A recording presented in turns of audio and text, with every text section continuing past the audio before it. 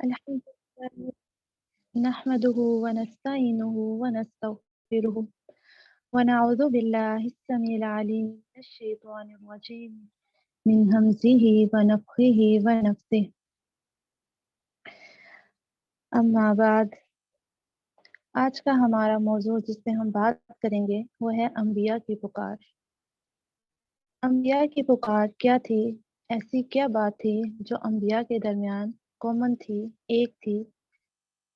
وہ تھی توحید، صرف ایک اللہ تعالیٰ کی طرف بلانا، ایک اللہ تعالیٰ کی عبادت کی دعوت دینا، لا الہ الا اللہ، اللہ تعالیٰ کے سوا کوئی معبود نہیں، اس بات کا اعلان کرنا تمام انبیاء میں کامن رہی۔ اور یہی خاص بات تھی، خاص پیغام تھا جسے لوگوں تک پہنچانے کے لیے اللہ سبحانہ و تعالیٰ نے انبیاء کرام بھیجے۔ تمام انبیاء کرام پر آزمائشیں آئیں، ستایا گیا، یہاں تک کہ انہیں قتل کیا گیا۔ بہت سے انبیاء کرام جو ہیں وہ شہید ہوئے، لیکن ان کے درمیان ایک جو اور بات تھی وہ یہ تھی کہ وہ اللہ تعالیٰ کے قریب رہے، اللہ تعالیٰ کے پیغام کو لوگوں تک پہنچاتے رہے، انہوں نے استقامت اختیار کی، صبر کے ساتھ اللہ تعالیٰ کے پیغام کو پہنچانے میں کوئی کمی نہیں چھوڑی۔ آج ہم یہی دیکھیں گے کہ انبیاء کرام جو ہیں ان کی زندگیوں میں کیسی انہیں قومیں ملی اور کیا انہیں رسپانسز ملے اور ان کا رد عمل اس پر کیا تھا۔ نوح علیہ السلام کی بات کریں تو استقامت کا روشن مینار تھے، 950 سال تک اسلام کی دعوت دی، کوئی کم عرصہ نہیں ہے، 9 سال نہیں، 10 سال نہیں، بلکہ 950 سال تک وہ لوگوں کو اللہ تعالیٰ کی طرف بلاتے رہے۔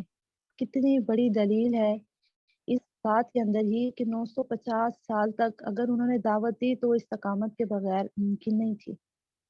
اسی لیے کہا گیا کہ نوح علیہ السلام تو استقامت کا روشن مینار تھے، دعوت دیتے رہے، لوگوں کو اللہ تعالیٰ کی طرف بلاتے رہے۔ ان کے بارے میں آتا ہے کہ ان کے جو لوگ تھے، جو ان کی قوم تھی، ان کی بات نہیں مانتی تھی، مسلسل انکار، مسلسل انکار، اور پھر صرف انکار نہیں بلکہ انہیں مارا پیٹا جاتا۔ حضرت نوح علیہ السلام کو بہت مارا جاتا، یہاں تک کہ وہ بے ہوش ہو جاتے، اور پھر ان کی قوم کیا کرتی، انہیں اٹھا کر ان کے گھر کے صحن میں پھینک جاتی۔ نوح علیہ السلام کو جیسے ہی ہوش آتی وہ پھر ایک اللہ تعالیٰ کی طرف بلانے لگتے، پھر اللہ تعالیٰ کی طرف بلانے لگتے، بار بار اللہ تعالیٰ کی طرف بلاتے کہ کسی طرح سے میری قوم جو ہے وہ حق کو پہچان لے، وہ حق کو پہچان لے اور حق کی تصدیق کر دے۔ لیکن ہمیشہ انکار انکار چلتا رہا ان کی قوم کی طرف سے۔ آخر انہوں نے اللہ تعالیٰ سے دعا کر دی، ربی انی مغلوب فانتصر، کہ رب، یا رب میں جو ہوں مغلوب ہو گیا، میری مدد کر دیجیے۔ پھر کیا ہوا؟ وہ ایک شخص کی پکار پر اس رب نے پوری دنیا کو ڈبو دیا، آسمان نے پانی برسایا، زمین نے پانی اگلا، اور وہ ایک کشتی جسے نوح علیہ السلام نے تقریباً آتا ہے کہ 300 سال کے عرصے میں بنایا، اس کشتی کو جو ہے اس کشتی کو چلانے کے لیے کیسا اللہ تعالیٰ نے پانی کا انتظام کیا۔ اور اس کشتی کو بنانے کے دوران بھی نوح علیہ السلام کی قوم ان کا مذاق اڑاتی تھی کہ یہ اتنی بڑی کشتی چلانی کہاں پہ ہے، اور نوح علیہ السلام خاموش رہتے اور اس چیز کا انہیں انتظار کرواتے کہ جب چلے گی تو دیکھا جائے گا۔ تو کیا ہوا کہ اللہ تعالیٰ نے پانی کو حکم دے دیا، آسمان سے پانی برسایا گیا، زمین سے پانی ابلا اور ہر طرف پانی ہو گیا، پوری دنیا پانی کے اندر ہے، اور نوح علیہ السلام کی کشتی اور وہ چند لوگ جو نوح علیہ السلام پر ایمان لائے تھے وہ اس پر سوار ہے، اور جانوروں کا جوڑا جوڑا اس پر سوار ہے۔ کشتی جو ہے وہ چل رہی ہے، لیکن یا پھر نوح علیہ السلام کا دل جو ہے وہ پسیج گیا جب انہوں نے اپنے بیٹے کو پانی میں ڈوبتے دیکھا، اور اللہ تعالیٰ سے دعا کی کہ میرے بیٹے کو بچا لیں۔ اللہ تعالیٰ نے جواب میں کہا کہ وہ تو بگڑا ہوا کام ہے، بیٹا تو کہتا تھا میں پہاڑ پر چڑھ جاؤں گا۔ یقین کی بات تھی نا، یقین میں فرق تھا۔ نوح علیہ السلام کا یقین کیا تھا اور بیٹے کا یقین کیا تھا، اور پھر وہاں پر دیکھتے دیکھتے ان کا بیٹا بھی پانی کے اندر ڈوب گیا، اور وہ 80 کے قریب لوگ جو ایمان لائے وہ بچ گئے۔ کامیاب کون ہوا اس ساری بات میں؟ جس نے استقامت اختیار کی، جو خیر پہ قائم رہا۔ سیدنا ہود کی بات کریں تو ان کی قوم کو جب انہوں نے دعوت دی، انہوں نے بھی انہیں جھٹلایا۔ حضرت سلیمان علیہ السلام کے دور میں ان کے لشکروں میں بڑی وسعت تھی، جانوروں کا بھی ان کے پاس لشکر تھا، ہوائیں ان کے قابو میں تھیں، پرندے ان کے قابو میں تھے، چیونٹیوں کی زبان تک وہ جانتے تھے۔ لیکن اللہ کے لشکر کی بات کریں تو کون جانتا ہے اللہ کے لشکروں کو؟ نوح علیہ السلام کے دور میں پانی لشکر تھا جس نے تباہ کر دیا سب کو، اور ہود کے دور میں سرکشی جب حد سے بڑھ گئی تو اللہ کا لشکر ہوا تھا جو 7 دن ہود کی علیہ السلام کی قوم پر چلتی رہی، 7 دن اور 8 راتیں، اور ساری قوم کو برباد کر دیا۔ کھوکھلے تنے کی طرح پڑے تھے۔ کامیابی کس کو ملی؟ ہود علیہ السلام کو ملی، جو استقامت پر قائم رہے۔ ہر نبی کی ایک ہی دعوت تھی، ایک اللہ کی دعوت، اور اللہ تعالیٰ کے ساتھ کسی کو شریک نہ بنانے کی دعوت۔ ابراہیم علیہ السلام کی بات کریں تو ابراہیم علیہ السلام نے جب اس دعوت کو پا لیا تو باپ بھی مخالف ہو گیا۔ باپ نے بھی اپنے بیٹے کی مخالفت شروع کر دی، قوم مقابلے میں کھڑی ہو گئی، دشمن بن گئی۔ اللہ تعالیٰ کا پیغام لے کر نمرود کے سامنے گئے تو اس نے بھی آگے سے سوال کیے، تیرا رب کون ہے؟ ابراہیم علیہ السلام نے رب کا تعارف کروایا، میرا رب وہ ہے جو مارتا بھی ہے، زندہ بھی کرتا ہے۔ لیکن نمرود نے اس کا کیا مطلب لیا؟ اس نے کہا یہ تو میں بھی کر سکتا ہوں۔ اس نے 2 قیدی بلائے، ایک کو آزاد کر دیا اور ایک کو قتل کر دیا، اور کہا یہ تو میں بھی کر سکتا ہوں۔ پھر ابراہیم علیہ السلام نے ایک اور دلیل دی، اور اس پر وقت کا بادشاہ حیران و شستہ رہ گیا۔ وہ کیا تھی؟ ابراہیم علیہ السلام نے کہا، میرا رب وہ ہے جو سورج کو مشرق سے نکالتا ہے، تم اسے مغرب سے نکال دکھاؤ۔ فَبُہِتَ الَّذِی کفر، پھر حیران و شستہ رہ گیا وہ جس نے کفر کیا۔ ایک روشنی تو ملی تھی اسے بھی، لیکن اس نے کہا میں اس کو سزا دوں گا، اور لکڑیاں جمع کرنے کا حکم ہو گیا۔ یہاں پہ بھی دشمنی، قوم کی طرف سے بھی دشمنی، طویل واقعہ ہے اگر ہم ڈسکس کریں، لیکن ابراہیم علیہ السلام کے مقابلے میں جو آگ کا الاؤ تیار کیا گیا، اور یہ سارا واقعہ انسان کو بہت سے پیغامات دیتا ہے، اور کئی مطلب کافی عرصہ لگا ابراہیم علیہ السلام کے لیے آگ کا الاؤ تیار کرنے میں۔ کوئی معمولی آگ نہیں تھی۔ عورتیں منتیں مانتی تھیں کہ ہمارا یہ کام ہو جائے تو ابراہیم کو جلانے کے لیے لکڑیاں اٹھا کر لاؤں گی۔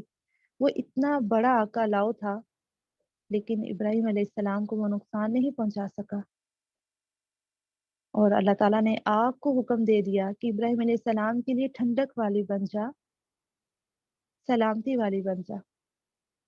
ابراہیم علیہ السلام کہتے ہیں وہ 40 دن جو میں نے آگ کے اندر گزارے میری زندگی کے سب سے بہترین دن تھے۔ اور اب قدردان ہے نا، شکور ہے ابراہیم علیہ السلام کی حفاظت کی۔ اور یہ کب ہوا؟ ابراہیم علیہ السلام کی استقامت تھی، رب پر توکل تھا، اور ابراہیم علیہ السلام کے کلمات حسبنا اللہ و نعم الوکیل، کہ میرے لیے اللہ کافی ہے، وہ بہترین کارساز ہے۔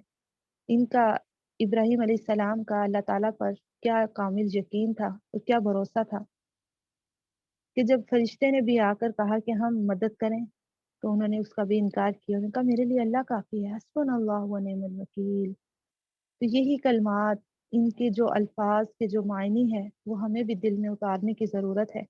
ہم بھی ہر معاملے میں اللہ تعالیٰ کو اپنے لیے کافی سمجھیں۔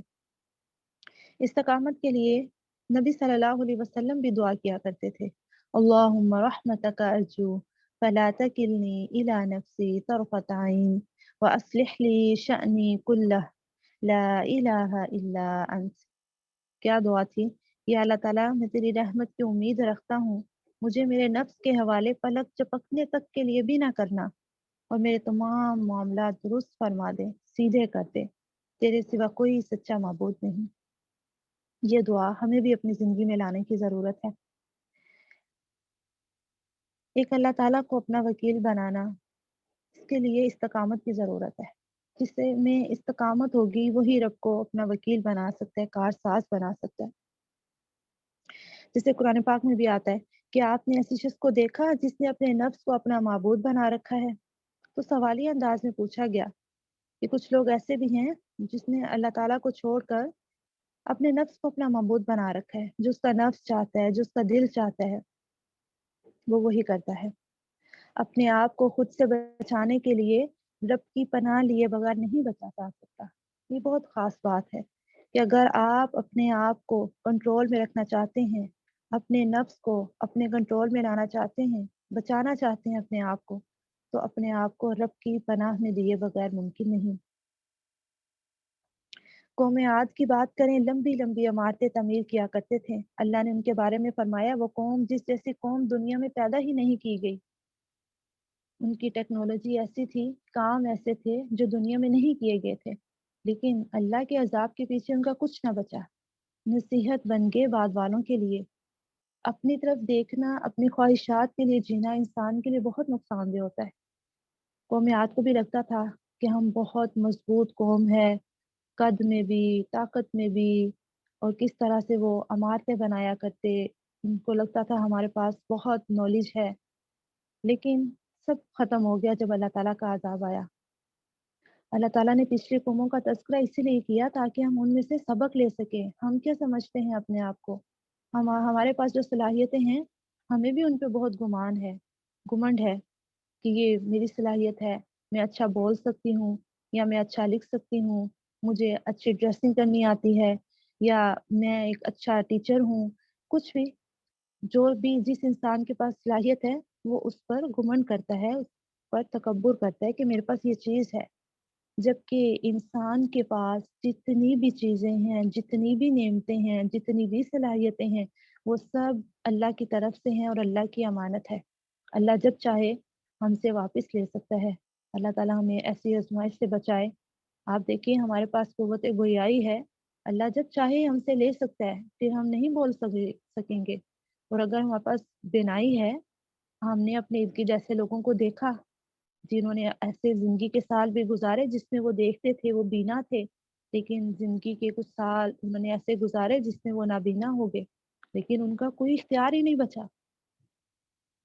تو ہمیں اپنی صلاحیتوں پر یا اپنی جو چیزیں ہیں، نعمتیں ہیں، ان پر بھروسہ نہیں کر لینا چاہیے، بلکہ انہیں اللہ کی امانت سمجھ کر ان کا درست استعمال کرنے کی کوشش کرنی چاہیے۔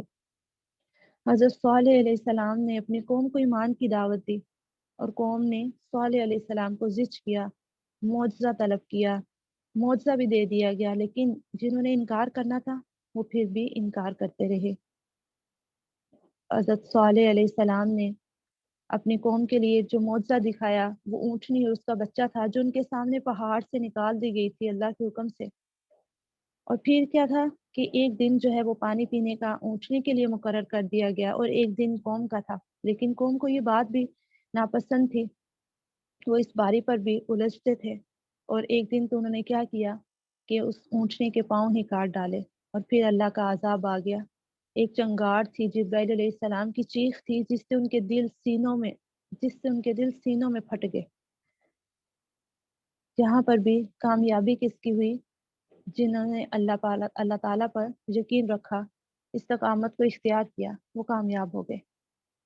نبی صلی اللہ علیہ وسلم کی بات کریں، نبی صلی اللہ علیہ وسلم نے زندگی میں کیا کیا نہیں آزمائشیں دیکھی۔ مکہ والوں کو دعوت دی، اللہ نے حکم دیا صبر و استقامت کی راہ اختیار کرو۔ پھر نبی صلی اللہ علیہ وسلم بھی جمے رہے، ہٹے نہیں۔ ابتدائے نبوت میں بھی نبی صلی اللہ علیہ وسلم نے اپنے چچا سے کہہ دیا تھا کہ باز نہیں آؤں گا یہاں تک کہ دین غالب ہو جائے، میرے ایک ہاتھ پر سورج رکھ دیا جائے، ایک ہاتھ پر چاند رکھ دیا جائے، پھر بھی باز نہیں آؤں گا، لیکن اللہ کا پیغام پہنچا کر رہوں گا۔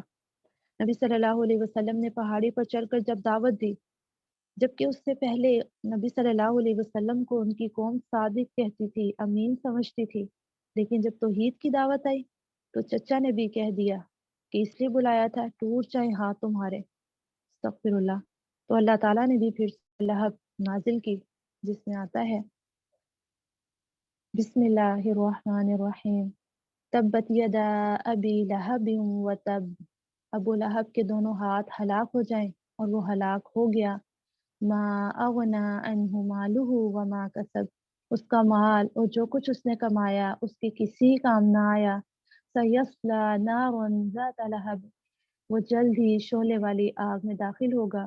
वम्राअतुहु हम्मालतल हतब, और उसकी बीवी भी जो लकड़ियाँ ढोने वाली है। फी जीदिहा हब्लुम मिन मसद, उसकी गर्दन में मजबूत बटी हुई रस्सी होगी।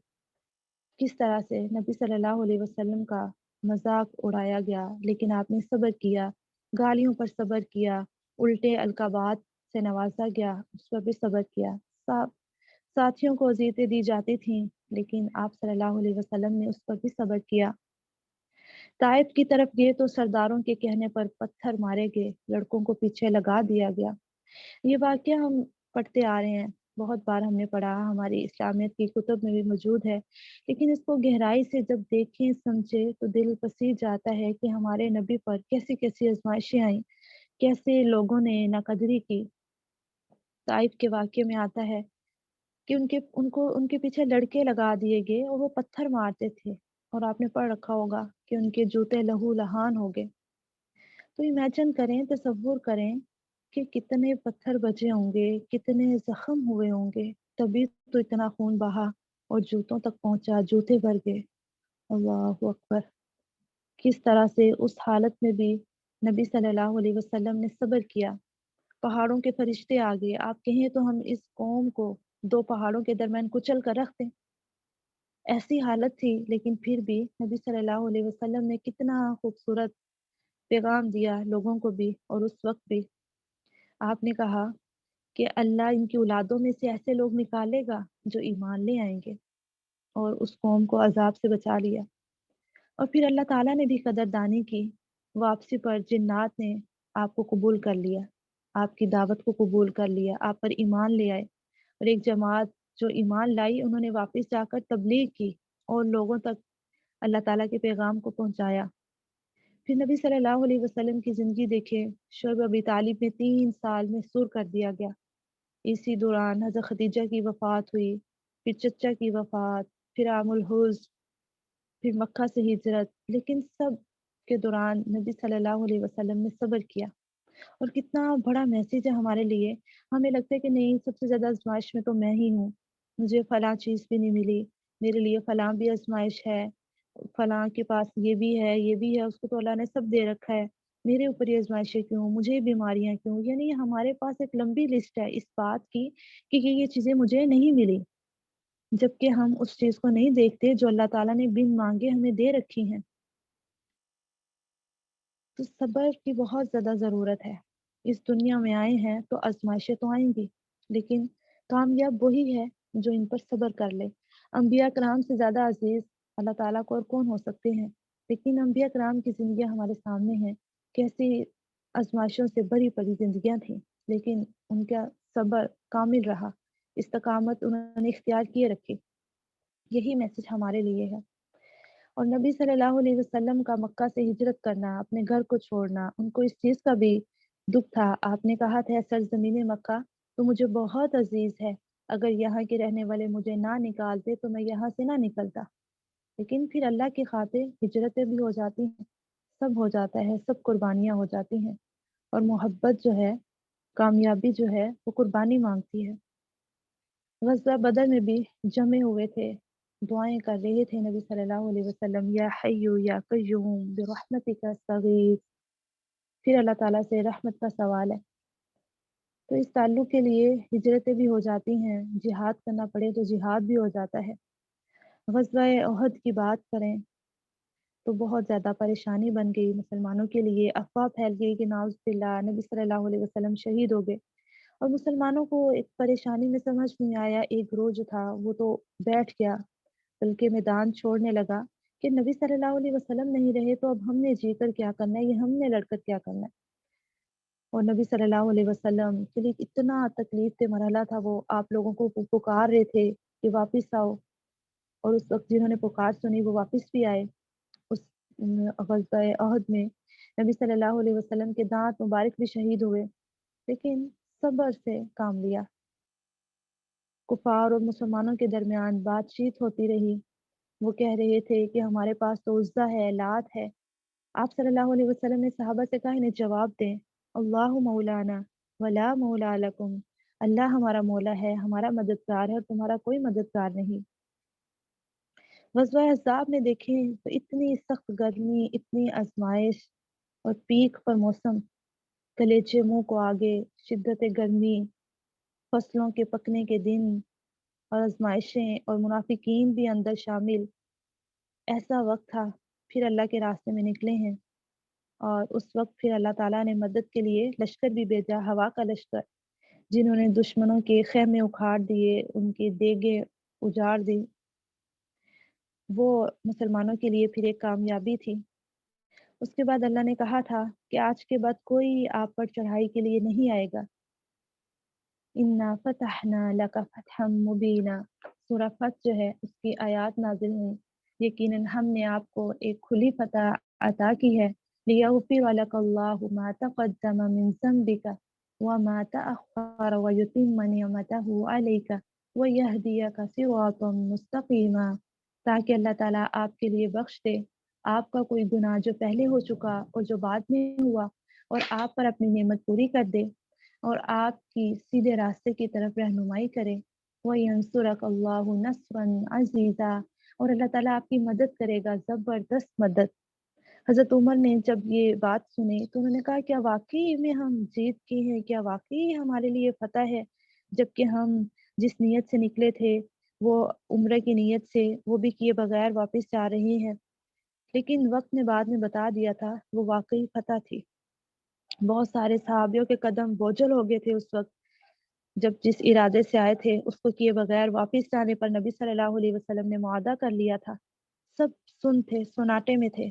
सर मुँडवाने का जब हुक्म दिया कि वो कैसे वापस हो जाएँ, उम्मे सलमा से नबी सल्लल्लाहु अलैहि वसल्लम ने इस परेशानी का तज़किरा किया कि सहाबा करम का रवैया ये है। सहाबा करम अपनी जगह परेशान थे और हज़रत उमर की बात आपके सामने रखी कि उन सवालिया निशान था, क्या वाक़ई ये फ़तह है? तो उम्मे सलमा जो कि एक औरत थी, यहाँ पर हमें ये मैसेज भी मिलता है कि औरतों से भी हम मशवरा कर सकते हैं, वो भी अक्ल रखती हैं, सलाहियत रखती हैं कि अच्छा मशवरा दे सकें। और इस वक़्त नबी सल्लल्लाहु अलैहि वसल्लम ने एक औरत से जो कि उनकी बीवी थी, उनसे मसला अपनी परेशानी को बयान किया और उन्होंने बेहतरीन उसका हल दिया। उन्होंने कहा, आप जाइए, आप सर मुंडवा दें, एहराम खोल दें, आपके पीछे ये लोग भी कर लेंगे। और ऐसा ही हुआ। नबी सल्लल्लाहु अलैहि वसल्लम ने जब ये सब किया, तो सहाबा कराम ने भी पीछे किया। अगले साल फिर मक्का फ़तह हो गया। फ़तह के साथ नबी सल्लल्लाहु अलैहि वसल्लम, सहाबा दाखिल हो रहे थे, आँखों से आंसू निकल रहे थे, सर झुका हुआ था और ऐलान कर रहे थे, आज के दिन कोई मुआख़ज़ा नहीं होगा। आप सल्लल्लाहु अलैहि वसल्लम कमज़ोर लोगों के हक़ में भी ख़ुसूसी तौर पर वसीयतें करके गए। और रब करीम है, जिसने हर नमाज की हर रकत में हमारी इस्तकामत की दुआ रखी। इय्याका नअबुदु व इय्याका नस्तईन, या अल्लाह हम तेरी ही इबादत करते हैं, तुझ ही से मदद चाहते हैं। नस्तईन इस्तकामत है। और जब भी अब आज के बाद आप सूरह फातिहा पढ़ें, तो इस इस्तकामत को ज़हन में रखिएगा कि ऐसी इस्तकामत चाहिए दीन पर कायम रहने के लिए, हक़ पर चलने के लिए। जब भी आप दीन सीखेंगे, आपके लिए भी रुकावटें आएँगी, अगरचे उस लेवल की नहीं होंगी, जो अंबिया कराम की ज़िंदगियों में थीं। लेकिन हमारी तो बहुत मामूली-सी रुकावटें होती हैं, हमें घर वालों में से कोई कह देगा कोई बात, या मोहल्ले में से कोई कह देगा, या हमारी कोई दोस्त कह देगी, लेकिन हम उतनी सी बात पे ही दिल बर्दाश्त हो जाते हैं कि मैं तो दीन सीख रही थी, मैंने तो हक बात बताई थी, लेकिन मुझे आगे से ऐसा जवाब क्यों मिला, मुझे आगे से ऐसी बातें क्यों सुनाई गई। तो जो भी हक पे निकलता है उसकी आजमाइश जरूर होती है। अल्लाह ताला जो है वो आजमाते हैं खरे और खोटे में फर्क करने के लिए, या फिर अल्लाह ताला आजमाते हैं मजीद खालिस करने के लिए। सोना तभी इतना कीमती होता है जब वो भट्टी में से गुज़र कर आता है, पिघलाया जाता है, फिर उसकी जो खाक होती है वो अलग हो जाती है और सोना जो खालिस होता है वो बाहर आ जाता है, तभी तो वो इतना कीमती है।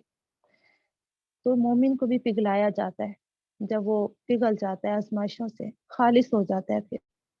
तो सिराते मुस्तकीम पर चलने के लिए, सीधे रास्ते पर रहने के लिए इस्तकामत बहुत ज़्यादा ज़रूरी है, और वो तभी आएगी जब हम अल्लाह ताला का ताल्लुक़ सीखेंगे।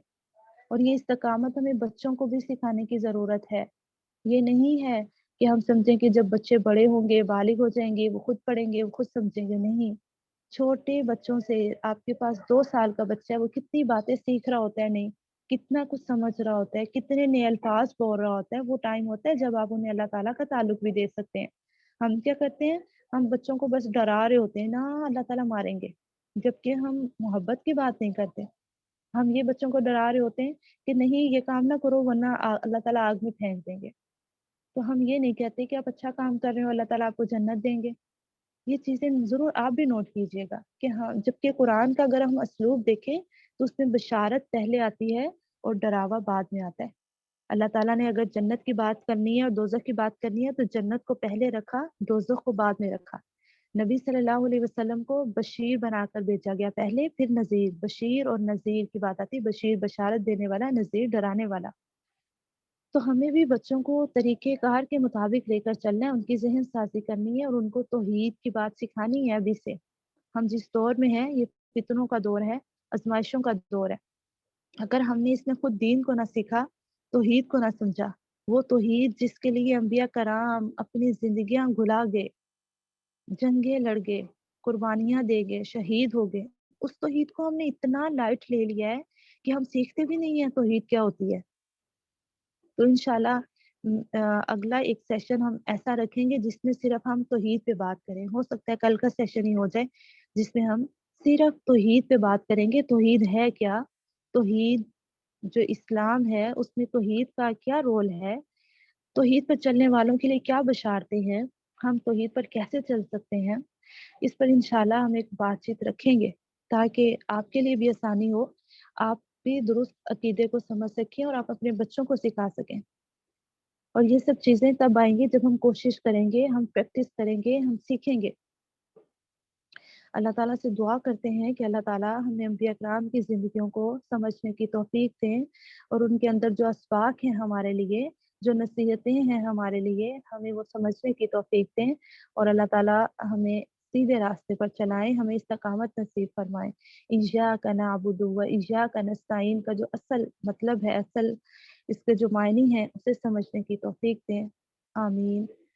सुब्हानकल्लाहुम्मा व बिहम्दिका नशहदु अन ला इलाहा इल्ला अंता नस्तगफिरुका व नतूबु इलैक। अस्सलामु अलैकुम व रहमतुल्लाहि व बरकातुहू।